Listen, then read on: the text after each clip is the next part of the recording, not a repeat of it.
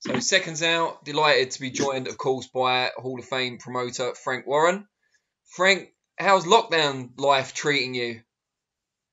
I'm bored out of my skull, but what are you going to do? You know, it's we're all like a lot of people used to being out and doing things and working, and it's a bit of a challenge, but got to do it because it's for certainly for my benefit and everybody's benefit that they heed to what we're being told to do. And then hopefully we get rid of this virus and get back to some sort of normality or new normality, wherever it's going to be. The new normal, yeah. What did you make of the edict issued by the Board of Control regarding the restrictions around shows should boxing come back in July? Well, it wasn't an edict. What happened, Dan? Somebody leaked it, and basically, what it was a letter that was sent to all the license holders, asking them, basically saying, "This is what we're coming up with as a guideline. Can you contribute to it?" Which I know we at Queensbury have done, and I think we've got something coming up. There'll be another one coming out, saying actually what will happen. Which I think is going to be for everybody's benefit, because the most important thing about this is the health and safety aspect of it and ensuring that there's no spread of virus or anybody, God forbid, catches it. What are kind of the key differences between the document? So I'm good with it. I think it's sort of.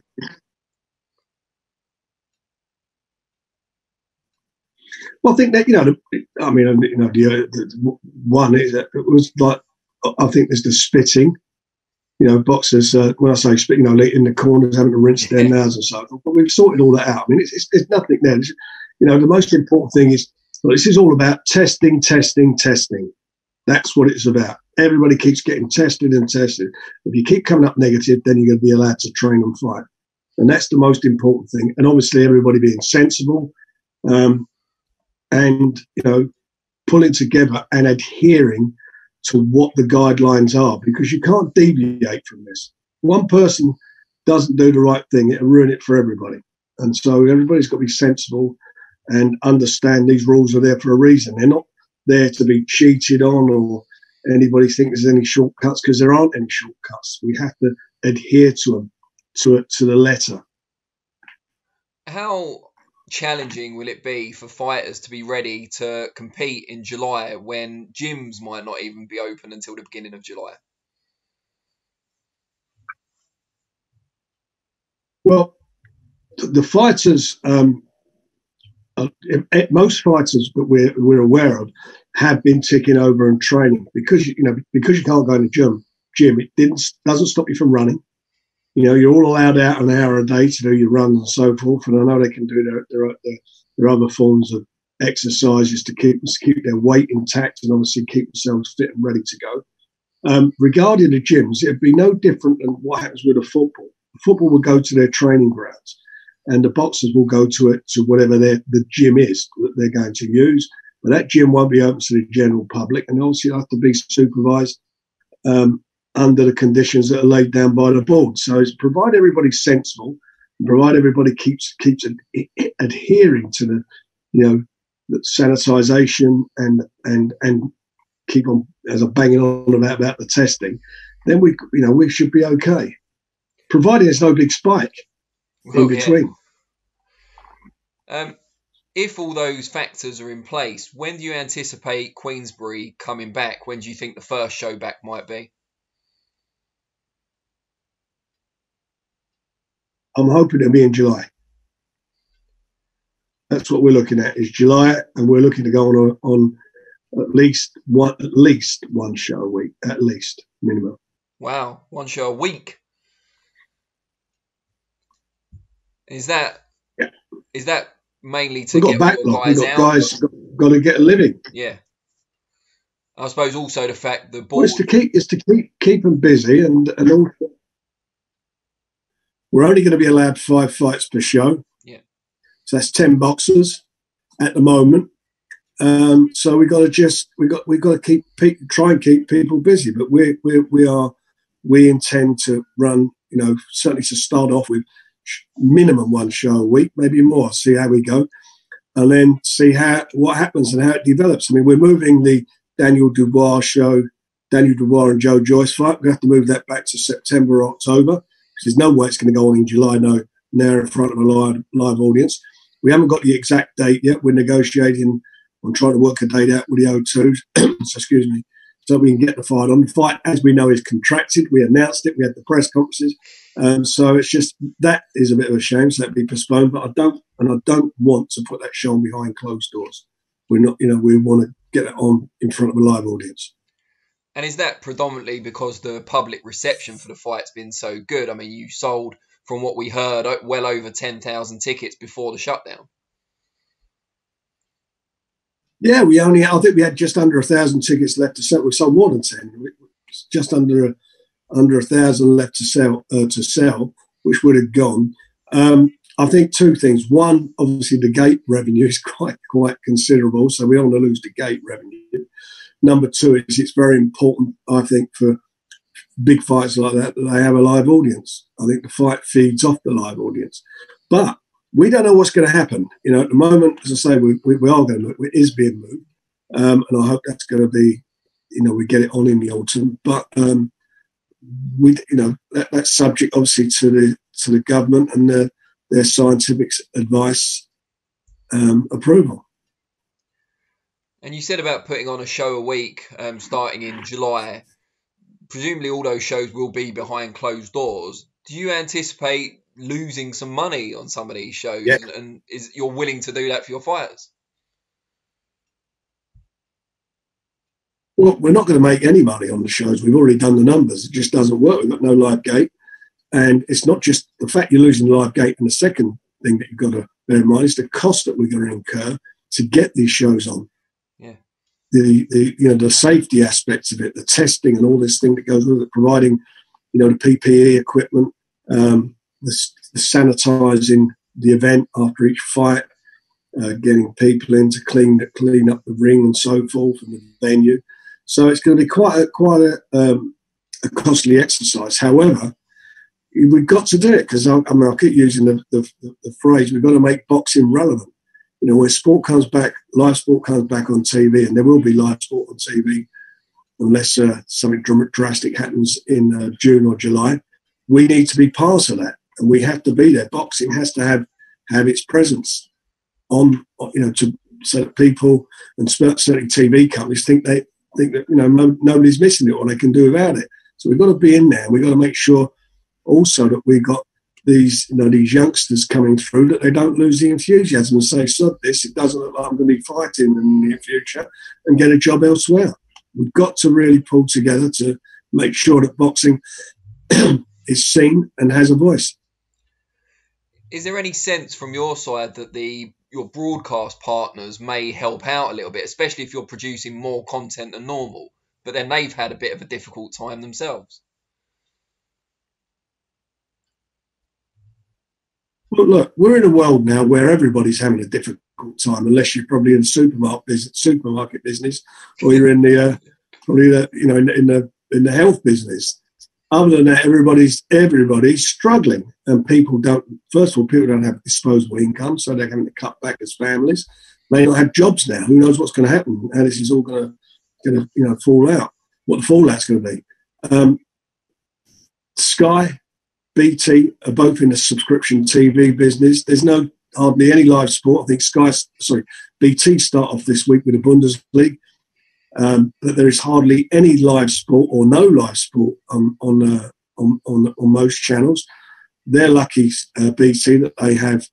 They've got UFC, they've got WWE, now they've got the Bundesliga up and running. But obviously their subscription base has been seriously affected. So we have a contract with them. We have a budget to work within, and I don't see that budget being increased. Because I don't see where the income is coming from to help make that happen. Well, it's laudable in that sense that you're willing to take the hit for the sake of the sport and for your fighters.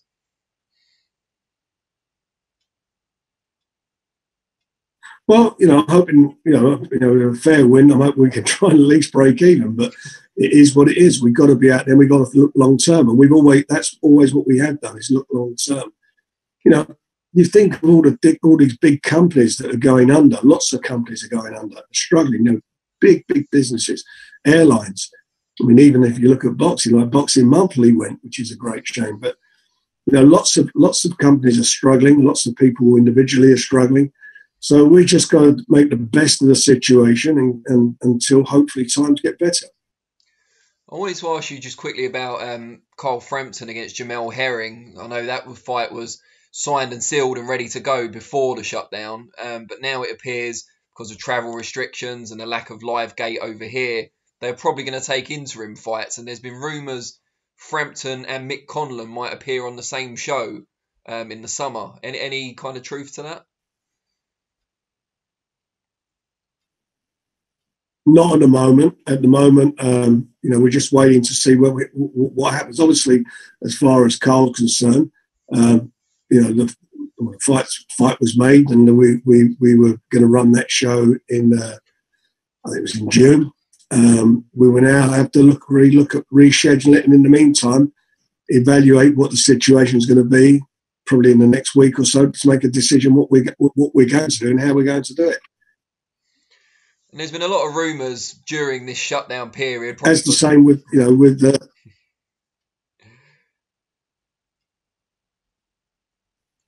Go on, you go first. A lot of rumours about what? Oh, okay. I'll go then. Sorry, you tell me. The rumours about what? There's been a lot of rumours during the shutdown period about potentially Anthony Joshua and Tyson Fury fighting. I think a lot of that's been driven by the fact people haven't got much else to do at the moment. But Fury said this week he wants to take the third fight with Wilder. He doesn't want to pay him step-aside money. He'd rather just beat him up again. So does that put to rest any hope of Fury-Joshua being next? Look, they both fighters had contractual commitments. As we know, we got a contract, is well known. We got the third fight, or Tyson's got the third fight commitment to fight Wilder again. That's there. And Anthony Joshua is supposed to be fighting Pulev. So unless something dramatic happens, that's what it'll be. There is the rest of it is, as you just said, is rumours. I've been saying that from the beginning. That it is what it is. I'd love to see the two of them get it on. It's a fight everybody wants to see, but until we satisfy their contractual commitments, that's just not going to happen. And just finally, before I let you go, Anthony Yarde is obviously one of your fighters, scheduled to be out on the Dubois Joyce show, and has suffered two painful tragedies during this period. His father and his grandmother both passing away due to coronavirus. Just some thoughts about him and how he is now. He seems to be staying as positive as possible considering what's happened. Well, it's a terrible tragedy and a tragic tragic for his family. What happened? I mean, that happened in a very short space of time. I know I know how dreadfully upset he was for obvious reasons, losing very close and treasured members of your family, your dad and your grandmother, and like that. It was awful. But once we get up and running, we'll look at the situation and see what he wants to do, and what type of fight we can make. Because at the moment, we don't see making world title fights behind closed doors. So we've got to look at it, and then we're going to evaluate the situation and the cost of the fight. Because the big problem is with these fights, or the fight he was going to be involved with, is that you've got a situation where you need that live gate revenue to make it work. And it was part of the big pay-per-view show that we were doing, obviously, with Daniel and Joe. So, we'll just have to look at that and see what happens. I want to speak to Tunde and speak to Anthony in the next week or so, and we'll make some decisions. With that in mind, I'm guessing you have some sympathy for the small hall fighters out there who don't have the benefit of being affiliated with a TV promoter, because for them, there might be no boxing this year at all. Well, I can't see how anyone can make it work. You put a small hall show on, you've got no TV and you've got no live gate. How's it going to work unless you've got some philanthropic promoter or somebody sponsor who wants to put all the money up for nothing, and that's just not going to happen, is it? I don't think so. At the moment, it is what it is, and it's just, the start back will be with the promoters, I think, who have TV contracts. But at least it's something whilst we're waiting for things to get better. Brilliant. Well, appreciate your time. Apologise for the delay at times, but I think we worked around it pretty well. And hope to see you back in July. We've done well, Dan. We always do, mate. Brilliant. Fingers crossed. Well, give us a shout next week. Might have some news for you. All right, we'll do. It's a date. Stay safe and well, mate. And you, mate. Take care.